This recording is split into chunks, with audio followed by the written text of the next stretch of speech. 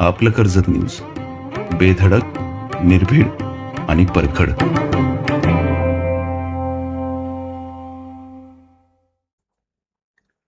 नमस्कार. आपलं कर्जत यूट्यूब चॅनलवर आपलं पुन्हा एकदा सर्वांचं हार्दिक स्वागत. आपण नवनवीन विषय घेऊन आपल्या या यूट्यूब चॅनलवर आपण नेहमी चर्चा घडवून आणत असतो. आजही आपल्यासमोर नवीन विषय घेऊन आलेलो आहे. आपल्या सर्वांनाच माहिती आहे की IPL हे क्रिकेटचे मैदान आणि क्रिकेट हा IPLमध्ये अतिशय रंगतदार ठरतो आणि IPLसाठी मागचा आपण हंगाम पाहिलं तर खूप गाजलेलं आणि IPLसाठी या IPLमध्ये आपली निवड व्हावी यासाठी अनेक तरुण खूप परिश्रम घेतात आणि या परिश्रमाच्या जोरावर आपली कुठेतरी वर्णी लागल यासाठी ते सतत प्रयत्नशील असतात आणि मग कुणाला यश मिळतं, कुणाला अपयश मिळतं. परंतु आजच्या आपल्या या स्टुडिओमध्ये ज्याला यश मिळालंय, IPL संघामधलाच एक संघ मुंबई इंडियन्स. या मुंबई इंडियन्स या संघामध्ये नेट बॉलर म्हणून ज्याला संधी मिळाली आहे, तो आपल्या या कर्जतचा सुपुत्र आहे आणि त्याचं आज आपण या ठिकाणी खास मुलाखत घेणार आहे. आपल्यासोबत आहे विक्रांत कुलकर्णी, ज्याची नुकताच मुंबई इंडियन्स साठी नेट बॉलर म्हणून निवड झालेली आहे. तर मी पहिल्यांदा विक्रांत तुझं खरंच हार्दिक अभिनंदन करतो. धन्यवाद सर. की तुझी या मोठ्या अशा या मुंबई इंडियन्समध्ये निवड झालेली नेट बॉलर म्हणून. तर काय तुझी पहिली प्रतिक्रिया काय आहे? पहिले तर सर्वप्रथम धन्यवाद कर्जत न्यूज चॅनल आणि सर तुमचे पण की मला इथे बोलवलं. मला एवढं योग्य मानलं की मी ह्या मुलाखतीसाठी योग्य आहे करून. तर पहिली गोष्ट, क्रिकेट हा इंडियामधला किंवा भारतातला सर्वप्रथम गेम समजला जातो आणि त्यातलाच म्हणजे मी ज्या खेळातून पुढे येतोय तोच एक गेम आहे जो ह्या लेवलला आहे. तर मला खरंच आनंद वाटतो की पहिली गोष्ट मी सिलेक्ट झालो त्यासाठी.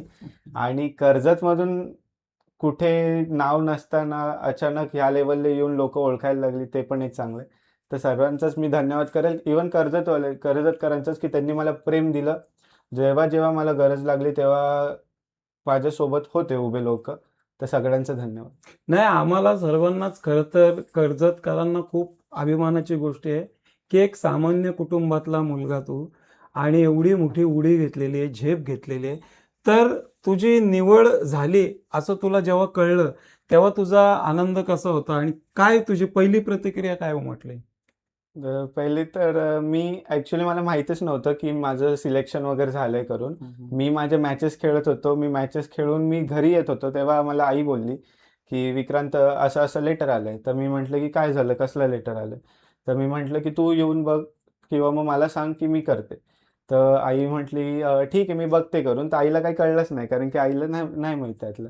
सो मी घरी गेलो, मग ते बघितलं, वाचलं वगैरे. तर पहिल्यांदा म्हणजे मनात असं होतं की जे आपण स्वप्न बघितलंय तेच मी आज खऱ्यात उतरण्यासाठी 2 पावलं जवळ आलोय. तर तेच की आनंद होता. मग नंतर देवाला पण धन्यवाद म्हटलं, आई-वडिलांना म्हटलं की आनंद आणि माझा आनंद बघून घरच्यांचा आनंद मला जो दिसण्यात आला, तेव्हा मला वाटलं की हां, काहीतरी आपण केलंय खरं. नक्कीच तू सर्वांचे आभार मानलेतच. पण मला आणखीन एक प्रश्न विचार की ही जी तुझी निवड झाली, त्या निवडी पाठीमागे म्हणजे तुझे जे काय कष्ट आहेत, तू जे काय आत्तापर्यंत क्रिकेटसाठी योगदान दिलेलं आहे, ते नक्कीच तुझ्यासाठी खूप महत्त्वाचं आहे. ही प्रक्रिया नेमकी नेट बॉलर म्हणजे नेमकं तू थोडंसं आम्हाला अजून थोडं स्पष्ट सांग. नेट बॉलर जी निवड आहे, नेमकं काय प्रकार आहे हा IPL मधला किंवा मुंबई इंडियन्ससाठीचा? ॲक्च्युली सर्व म्हणजे IPL टीम असेल किंवा इवन दुसरे पण लीग्स होतात जे MPL असेल, महाराष्ट्र प्रीमियर लीग असेल, मुंबई प्रीमियर लीग असेल, कोणतेही. तर एक असाच बंच ऑफ सेट असतो मुलांचा जे कॅपेबल असतात करण्यात वगैरे किंवा मग काही लोकांना असं आवडतं. मग त्यातून ते लोकं त्या लोकांना संधी देण्यासाठी ते चेक करतात, की म्हणजे तुम्ही या आमच्या इकडे प्लेयर्सला बॉलिंग करा और मग इवन बॅट्समनचं पण असतं, की त्यांना आवडलं. जसं वैभव सूर्यवंशी तुम्ही म्हटलं. बरोबर. की त्याचं पण सेम होतं की त्याला ॲज अ स्काउट येतात. आपण जेव्हा मॅचेस वगैरे बघत असतो आपल्याला काहीच नसतं माहीत. तर त्यातून मग त्यांना जर एखादा प्लेयर आवडला किंवा त्यांना वाटलं की बाबा आपण ह्यांना बोलवू शकतो, तर मग ते बोलवतात. मग त्यांच्यासाठी जे टीम असते, ज्यांच्यात चांगले बॅट्समन असतात तो काय, तर ॲज अ बॉलर आम्हाला एक असतं की तुम्ही त्यांना नेट बॉलिंग करा, तुम्ही तुमचा लेवल त्यांना दाखवा, आम्हाला पण दाखवा. तर आम्ही फ्युचरमध्ये तुम्हाला लाईक ते कन्सिडर करतात की तुम्हाला बोलवणार. मग ते लोकं विचार करतात की खेळवायचं आहे की नाही खेळवायचं असं सर.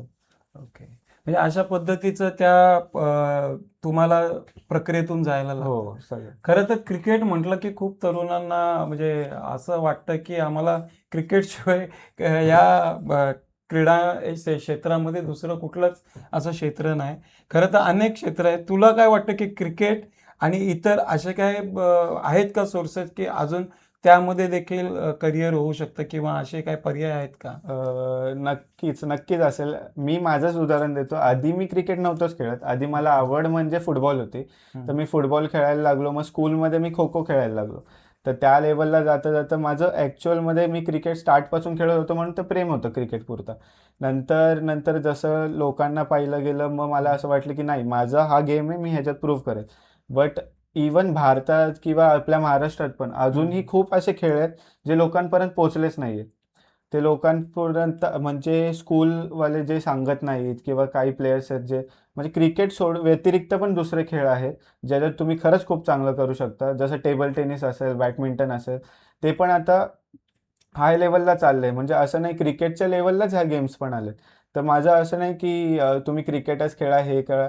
तुम्ही स्वतःही बघा, तुमच्यात जर पोटेन्शियल असेल तो गेम खेळा आणि ते लेव्हल बेस्ट देत राहा. हे पण खरं आहे की क्रिकेटला खूपच महत्त्व आहे. हो. ते इतर खेळांपेक्षा आपण हे मान्य केलं पाहिजे. हो. पण तुला ही क्रिकेट खेळण्याची जी काय पहिली प्रेरणा असेल किंवा सल्ला असेल, कोणी दिला? म्हणजे ही प्रेरणा कशी भेटली तुला की बाबा मला क्रिकेटच खेळायचं आणि क्रिकेटच मध्ये आता मला करिअर करायचं वगैरे असं काय आहे का तुझं? नाही ॲक्चुअली तेच मी म्हटलं की मी फुटबॉल म्हणजे फुटबॉलच होतं माझं. मी क्रिकेट असं ऑप्शन म्हणून खेळायचो. पण जेव्हा माझी स्कूल शिफ्ट झाली, मी नवीन स्कूलला आलो. तिथे एक सर होते, सचिन सर करून. सो त्यांनी माझा गेम पाहिला क्रिकेट वगैरे, तर त्यांनी मला फोर्स केलं की तू हा खेळ खेळ. मग तुला आहे पोटेन्शियल, हे सगळं कर वगैरे. मग मी तेव्हा थोडं मनावर घेतलं की चला, जर सरच बोलत असतील, आपल्याला बॅक असेल, स्कूलमधून पण बॅक भेटत असेल तर आपण करूयात. मग त्यानंतर मी स्वतःवर फोकस केलं. मग माझा भाऊ आहे, ज्याला स्वतःलाच क्रिकेटर बनायचं होतं. बट तो काही बनू नाही शकला काही कारणांमुळे. सो मग त्यांनी बॅक केलं. मग त्याचा बघून मग असं वाटायचं की बाबा हा नाही, हा मला एवढं मदत करतो, मी ह्याच्यासाठी करेन. मग तशी आवड निर्माण होत गेली. मग खेळ जसा चांगला होत गेला, तर आता जस्ट की मला आवडतं आता क्रिकेट खूप सारं. मी पण तुझं क्रिकेट हे जवळून पाहिलेलं आहे. टेनिस असेल किंवा लेदर क्रिकेट असेल, आम्ही जवळून पाहिलेलं आहे. खरं तर क्रिकेटमध्ये असं तू खूप टेनिस क्रिकेटमध्ये खूप नाव कमवलेलं आहे. लेदर क्रिकेटमध्ये पण खूप नाव कमवलेलं आहे. पण नेमकं हे होत असताना तुझी एकदम टेनिसमधून लेदरमध्ये जातोयस आणि नेटमध्ये आता तुला बॉलर म्हणून ह्या मुंबई इंडियन्स जे नाव गाजलेलं आहे IPL मधलं, मुंबई इंडियन्स सारख्या या टीम बरोबर तुला ही संधी मिळालेली आहे. तो कसा पहिला तुझा अनुभव कसा होता या मुंबई इंडियन्सच्या खेळाडूंबरोबर? ॲक्चुअली सर्वांदा तर मी जेव्हा ही न्यूज ऐकली की मी झालोय सिलेक्ट वगैरे, तेव्हा मला आनंद तर होता. बट बॅक टू बॅक असं होतं की मी MPLला जायचो नेट बॉलिंगला किंवा मग प्लेयर्ससोबत खेळलोय काही लोकांसोबत. तर ते एक्सपिरियन्स होता थोडा, की त्या लेव्हलला काय लागतं आणि काय नाही वगैरे. मग जसं मी IPLला गेलो, तेव्हा मग सगळे प्लेयर्स वगैरे भेटले. काही लोकांनी मला गाईडन्स केला. परत काही लोकं अशी होती की ते समजवलं म्हणजे क्रिकेट ॲक्चुअल म्हणजे काय? की आपण खरंच आहे की आपण आपल्या लेव्हलला जेव्हा खेळत असतो तेव्हा आपल्याला वाटतं की आपण खरंच चांगले आहोत. पण वरच्या जसं लेव्हलला गेलो तेव्हा कळतं आपल्याला की क्रिकेट काय आहे? क्रिकेट. म्हणजे तो गेम का ते लोकं एवढ्या पॅशननी खेळतात, का एवढ्या जिद्दीने खेळतात, का मग ते लोकं फिटनेस तेवढा करतात, हे सगळं मला तिथे जाऊन अजून जास्त कळलं. तर मग तेव्हापासून आता असं झालंय की हां, ते लोकं करतात म्हणजे त्यांना असंच नाही भेटलंय. तर मला पण ते करायचंय म्हणून मी असं ते लेव्हलला वाटतं. एक मला आणखीन यामध्ये अजून खोलवर जाऊन विचारायचं आहे. ते लोकं म्हणजे आता मुंबई इंडियन्समध्ये आपण जर पाहिलं, ज्याला मुंबईचा राजा म्हणतात, रोहित रोहित शर्मा शर्मा. असेल आणि असे दिग्गज त्याच्यामध्ये खेळाडू आहेत.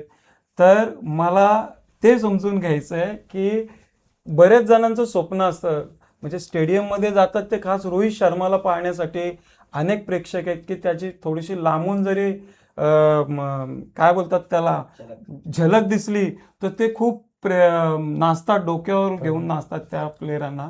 तर तू तर एकदम जवळून पाहिलेलं, तर आम्हाला ती उत्सुकता आहे की तू जेव्हा या दिग्गज खेळाडूंना असं समोरून पाहिलं किंवा कशा पद्धतीचा तुला आनंद मिळाला किंवा त्यांच्याकडून तुला असं काय छोटीशी का होईना काय तुला असं शिकायला भेटलं त्याकडून? पहिलं आम्हाला सांग की पहिल्यांदा ओळख कुणाबरोबर झाली मुंबई इंडियन्स, कुठल्या खेळाडू बरोबर? तर ॲक्च्युली झालं असं की जेव्हा मला पहिल्यांदा बोलवलं तेव्हा रिलायन्सचा कॉर्पोरेट पार्क आहे घनसोलीला.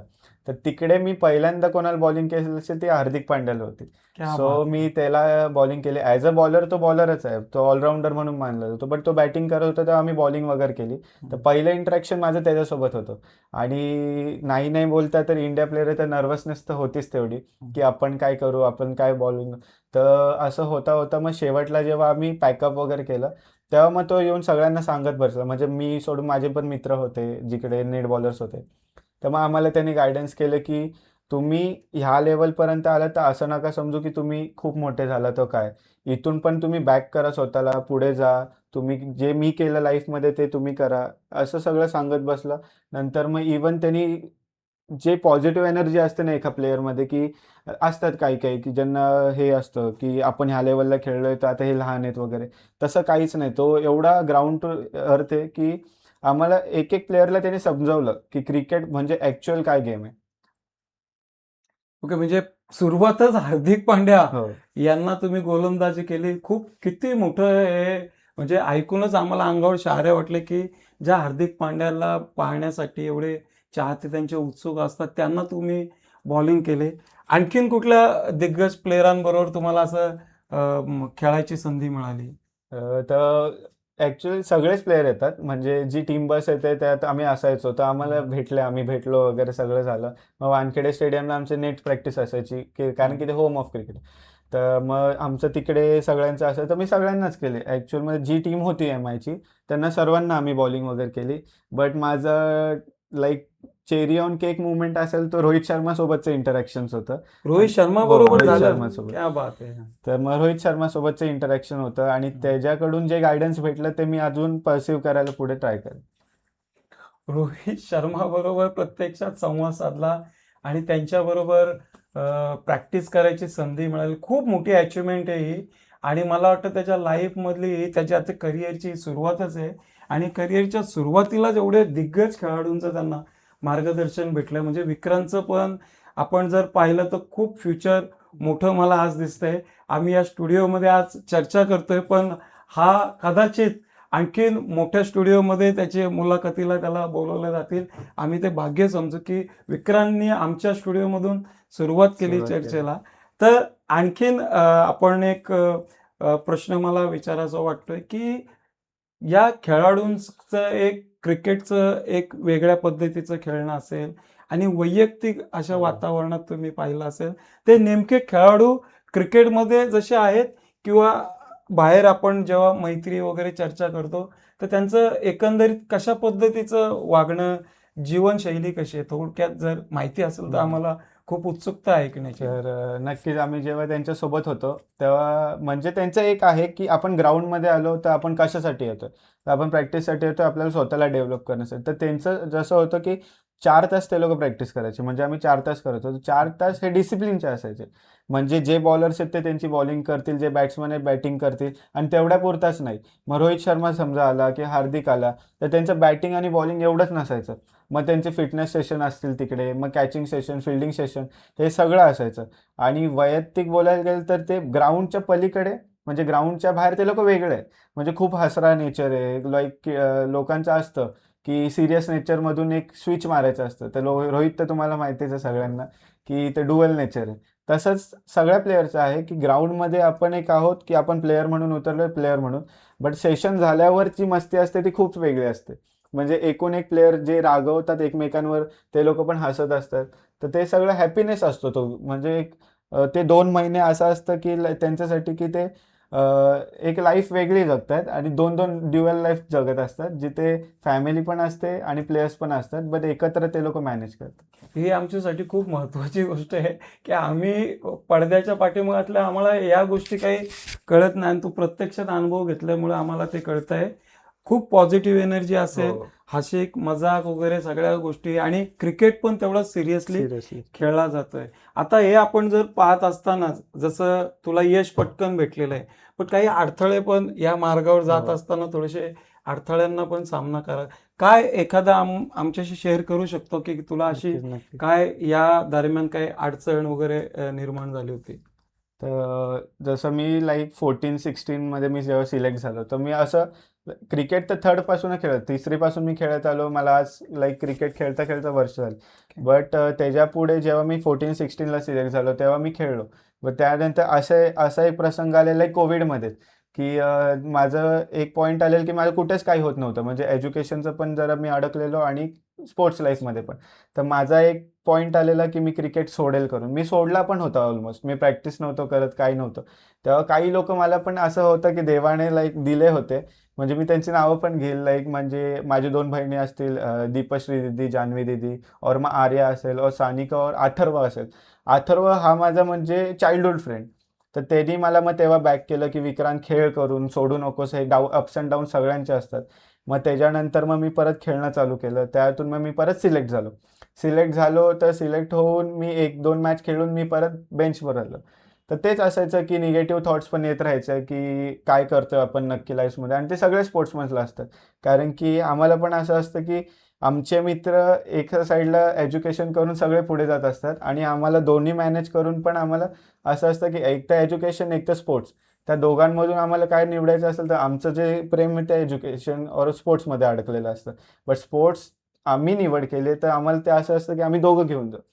तर मग त्याच्यातून मग मी निघालो, त्या बाहेर सिच्युएशनमधून निघालो. मग सिलेक्ट झालो. परत सिलेक्शन वगैरे क्रायटेरिया वगैरेमध्ये पण फसायचं. कारण की आता तुम्हाला पण माहिती आहे पॉलिटिक्स वगैरे तर चालतात क्रिकेटमध्ये. बट तेच आहे की गिव्ह अप नाही केला नंतर. कारण की जर मला एवढी लोकं माझ्यावर विश्वास करत असतील, तर काहीतरी बघून विश्वास करत असतील. तर मला त्यांना पण डाउनफॉल नव्हता, म्हणजे माझ्या डाउनफॉलला हे नव्हतं करून द्यायचं, की निराशा नव्हती करून द्यायची, की तुला आम्ही होप्स वगैरे म्हणजे लाईक तुझ्यावर ट्रस्ट ठेवला आणि तू नव्हतं केलं. आणि लास्ट टू लास्ट एकच असायचं की माझा भाऊ आहे, त्यांनी ड्रीम पाहिले माझ्यासाठी. म्हणजे त्यांनी खूप सॅक्रिफाईस केलेत माझ्यासाठी. मग ते इव्हन स्वतःच्या झोपण्यापासून घेऊन तर सगळंच. तर मग एक तो चेहरा येतो समोर, की जेव्हा असं वाटतं की म्हणजे सोडून देऊ, कंटाळा आलाय. तेव्हा त्याचा चेहरा येतो समोर. मग असं वाटतं की नाही, मग ह्या माणसासाठी आपल्याला काहीतरी करायचं. आणि आत्ताच्या कंडिशनला ह्या जनरेशनमध्ये तरी असा भाऊ मिळणंच हेच आहे, की जो स्वतःचे ड्रीम्स बाजूला ठेवून आपल्याला बॅक करतोय आणि स्वतः पुश करतोय.